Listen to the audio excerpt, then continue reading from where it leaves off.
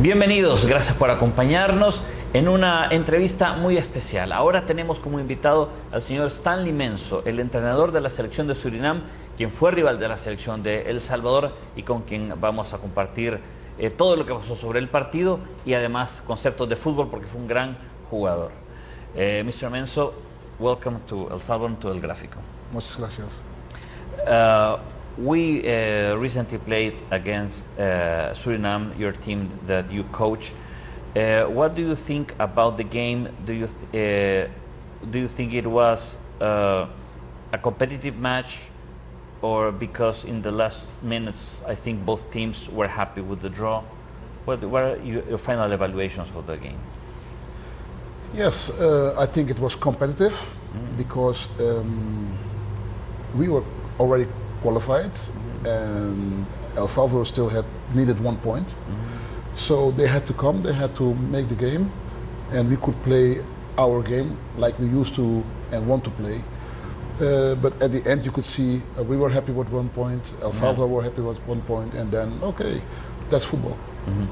Do you think that one particular Salvadorian player catch your eye? Yeah, I enjoyed the way of how we think about football is, we spoke about it just a moment ago about spaces, and he was always looking for spaces between the lines to find his space to play, to receive the ball. And that was the number 11. Nathan Ordaz. Okay, yeah. Yeah. And he was, you could see that he was smart, looking for spaces to hurt us, to get our defenders out of each other. And those players are smart. Okay. And do you think that the Suriname team has reached a level you can compete against everyone in CONCACAF? Or, of course, we always want room to improve, but do you think that you are at that level to compete with everyone? I don't know with everyone, because we played against Canada, and it was 1 or 2 levels too high for us. Yeah. But if I see El Salvador, I think we can compete with El Salvador. We played Costa Rica, we can compete with Costa Rica.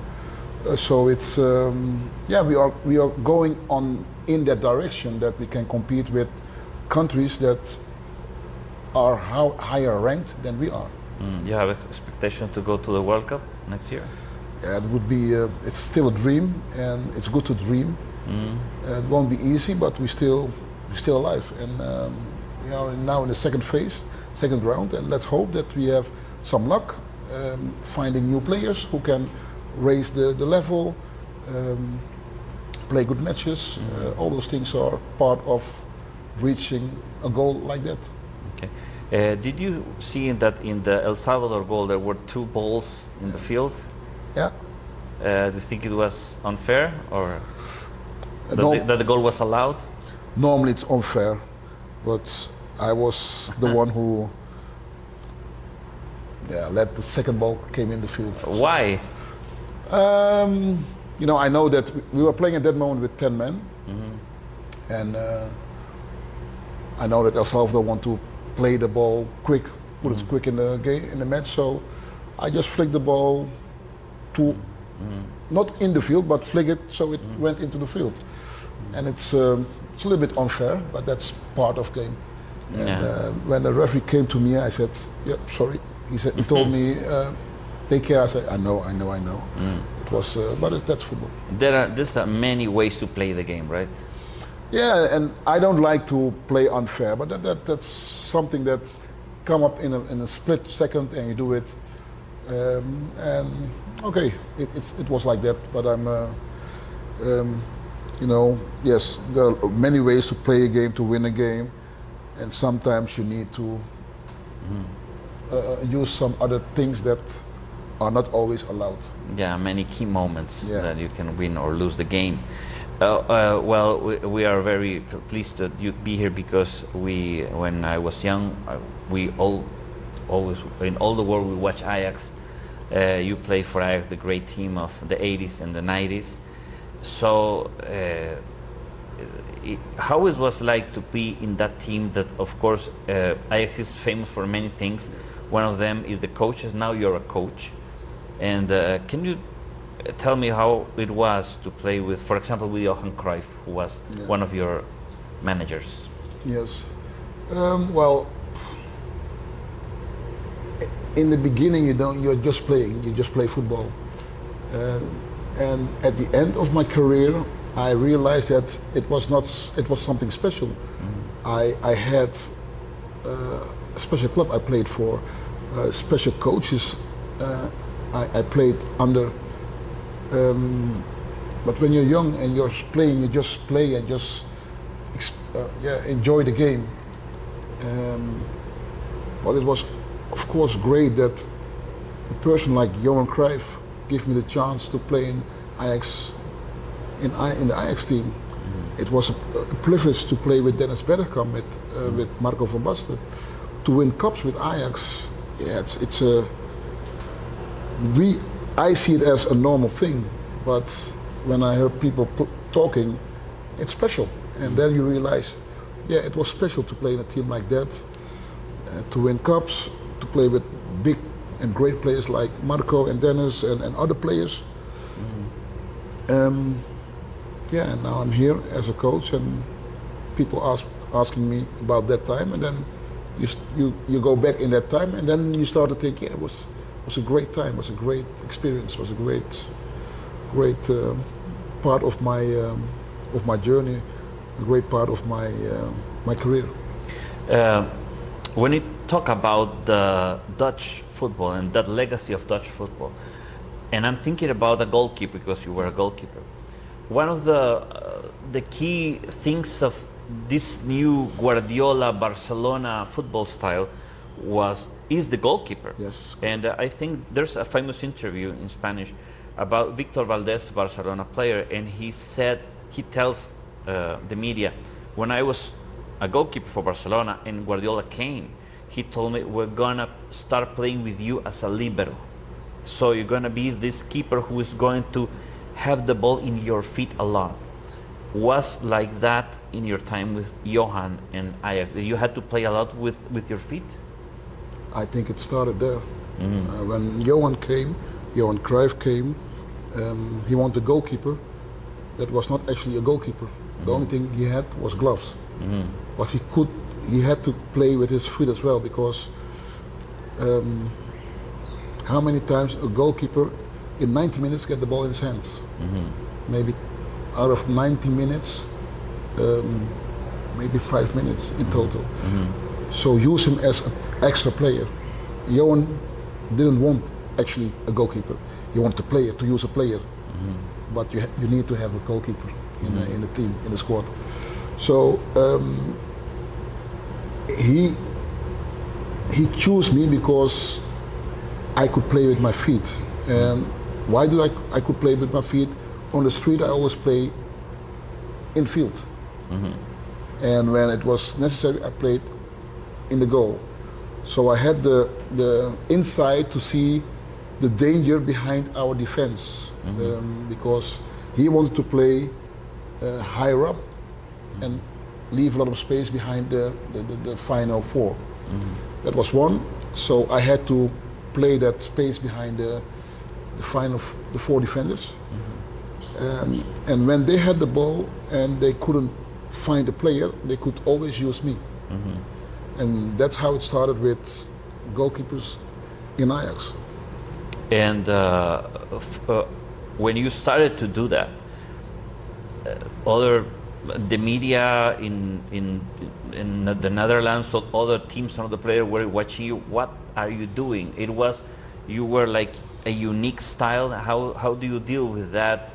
That you were really reinventing the position. Yeah, it was strange for the media, strange for the people, of course. And of course also strange, not strange for me, but strange for the team, because you had to find the right balance, when to come, when to play back to the goalkeeper, etc., etc. But at a certain moment, when you're used to it, and you get training, goalkeeper training, playing with your feet, left and kicking left and right, at a certain moment it will be a normal thing, and then it becomes how do you say it, special, you know, and you can see that nowadays all the goalkeepers need to play with their feet because it's part of the modern way of playing soccer. And how do you deal with the mistakes? Because there was always going to be a mistake when you have an own goal. You could pass to the rival team. How do you deal with those mistakes? Those mistakes were hard, of course, but when you have someone backing you, as Johan Cruyff, it's less hard. Okay. And the people, when he said, "I want him to do this," then the people say, okay, because he's Johan Cruyff. And I had the privilege that he was backing up me. Yeah. And so, yeah, it was hard in the beginning, but at the end you see that it had a big advantage on our way of playing.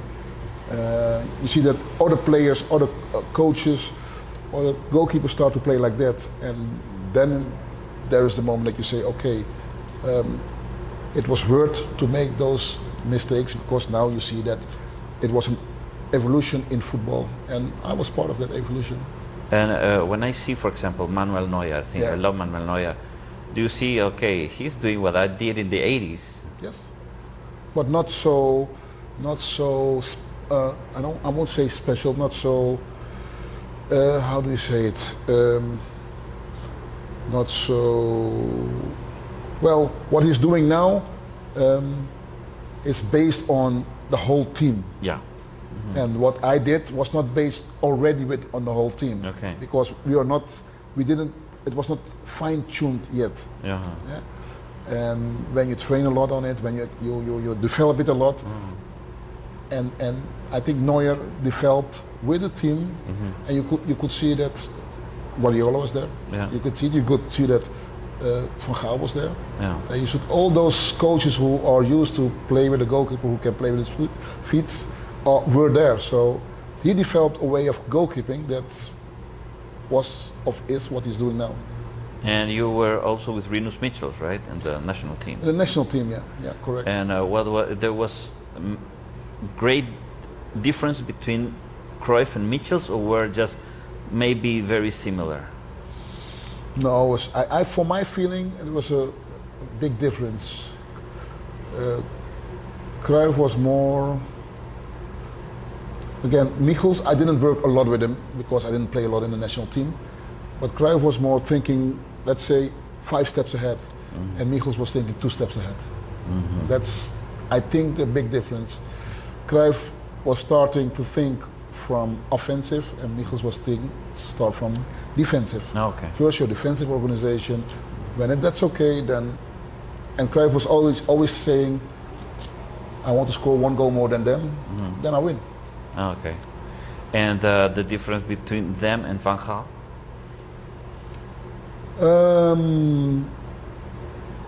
Yeah, you know, it's always the same like the difference between Messi and Ronaldo. They are all unique. Van Gaal is unique, Cruyff is unique, Michels is unique, and when you have unique people, there are always differences. Keep it a unique, because it's you will do somebody. How do you say it? Not less, but you will give somebody less credits for what he can and what he did for football. When you go in differences. Yeah. All those goalkeepers were all coaches were unique. Like Ronaldo and Messi are unique. Don't compare them with each other. But I think we're talking about Cruyff and Michels and Van Gaal because I think they're still relevant, and that's not very common. No. We can talk about great coaches in the 80s, but you don't see their influence today. And I think when you see Cruyff and Van Gaal and Michels, you still see it. Correct. I mean, I've read a quote from Gianluigi Buffon, for example. He said Italy started to lose their identity when wanted to imitate the Guardiola style. And the Germany, they say that the same. Hey, Schweinsteiger said, okay, we screwed up when we wanted to imitate the Guardiola style. Okay, that's the Dutch style, really. Yeah, but you know, you can learn a lot of different styles. And the way the Italian played before Catenaccio, they don't play anymore. They never play with three strikers. In England, more or less the same. They're always playing with the typical way of playing English is 4-4-2, 1-4-4-2. Yeah. And nowadays they play 1-4-2-3-1 or more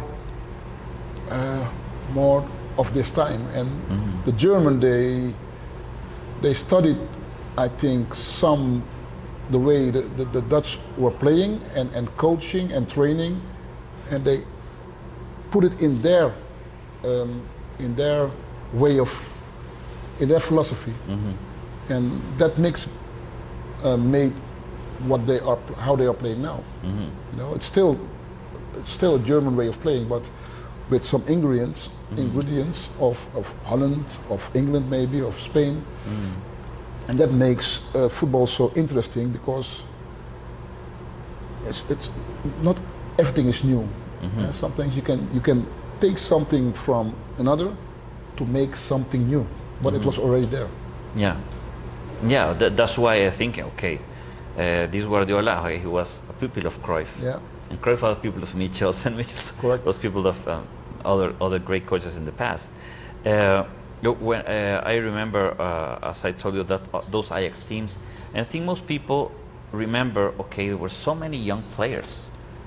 And talking about Van Gaal, he won the European Cup with 19 years old, 18 years old. To me, that was out of this world. Yeah. How do you think those teams achieved that? Well, Ajax is famous because of her youth development. So when you are from 8 years, 9 years, 10 years training and playing in a certain style, and you come in the first team, that style will be part of you. And with some qualities from outdoor, I call, for example, Jari Liedman and some stars like Rijkaard, Finidi George.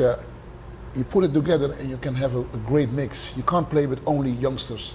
You need some older players to carry the team. And now and then you have a generation that have that quality. And the only thing you have to put some extra experience in a team. And that is what Van Gaal did. That is what Cruyff did in our time. That is what Peter Bos did in the 2000 something. You know, it's all about the basic. It's always there, because the development of youth players is big. You know, you don't have to start from zero. You can start already from 50, because they already know what the style is, what the philosophy is, what the way of thinking is, and that makes it more easier to achieve goals that you want to achieve. Okay, thank you very much, Mr. Menzo. You're welcome. Hope to see you again. Bueno, y eso ha sido todo en el Gráfico Podcast. Gracias por haber estado con nosotros. Nos reencontramos en la próxima edición.